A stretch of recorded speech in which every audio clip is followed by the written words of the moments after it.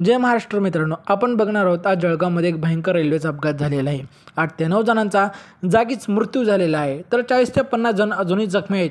याची थोडक्यात माहिती बघणार आहोत, त्यामुळे व्हिडिओ काळजीपूर्वक बघा। रेल्वेला आग लागली म्हणून प्राण वाचवण्यासाठी लोक एका रेल्वेतून उतरले आणि त्याचवेळी विरुद्ध दिशेने येणाऱ्या दुसऱ्या भरधाव रेल्वेच्या धडकेत मृत्यू पावले आहेत। अशी दुर्दैवी घटना घडली आहे जळगाव जिल्ह्यातील परंडा रेल्वे स्थानकाजवळ। पण यातील नक्की अपघात कसा झाला, यातील किती लोक मरण पावले आणि यातील सध्याची परिस्थिती काय आहे हेच आपण या व्हिडिओच्या माध्यमातून जाणून घेणार आहोत। तर मुंबईकडे जाणाऱ्या पुष्पक एक्सप्रेसने अचानक ब्रेक लावल्याने त्या ठिकाणी आगीच्या ठिणग्या उडाल्या। तर या ठिणग्यांना पाहून काहींना आग लागली असे समजले। ट्रेनला आग लागल्याच्या भीतीने काही प्रवाशांनी गाडीतूनच उड्या मारायला सुरुवात केली। तेव्हाच दुसऱ्या ट्रॅकवर येणाऱ्या भरधाव बंगळूर एक्सप्रेसने त्यांना चिरडून टाकले। तर धक्कादायक दुर्दैवी घटना जळगाव जिल्ह्यातील परंडा रेल्वे स्थानकाजवळ झालेली असून या अपघातात 8 ते 9 जणांचा जागीच मृत्यू झाल्याची प्राथमिक माहिती हाती लागलेली आहे। तर या अपघातात 40 ते 50 जण गंभीर जखमी झालेली असल्याने मृत्यूंचा आकडा आणखी वाढण्याची शक्यता देखील दाखवलेली आहे।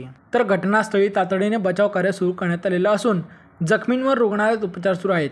या घटनेचे अनेक साक्षीदार देखील आहेत। तर परंडा स्टेशनच्या आधी ट्रेनचा ब्रेक लागल्याने घर्षण झालं आणि आगीच्या ठिणग्या उडाल्या।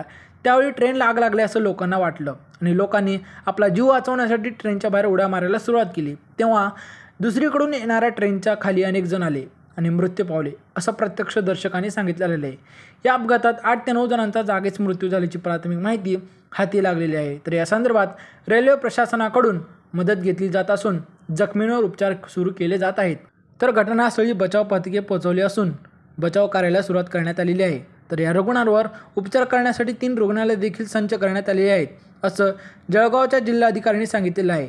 तर या अपघातासंदर्भात जिल्हाधिकाऱ्यांशी चर्चा झालेली असून मदत कार्यालयाला लवकरात लवकर आदेश दिले आहेत असं जळगावच्या खासदार स्मिता वाघ यांनी म्हटलेलं आहे। दरम्यान रेल्वे स्टेशनच्या संपर्क अधिकारी डॉक्टर स्वप्नील नीला यांनी अपघातासंदर्भात माहिती दिल्यानंतर स्थानिक प्रशासनाच्या मदतीने या ठिकाणी लवकरात लवकर वैद्यकीय मदत पोहोचवण्यासाठी आम्ही प्रयत्नशील आहोत असं त्यांनी सांगितलेलं असून या अपघातात किती जण मृत्युमुखी पावले हे निश्चित सांगता येणार नाही असं देखील त्यांनी स्पष्ट केलेलं आहे।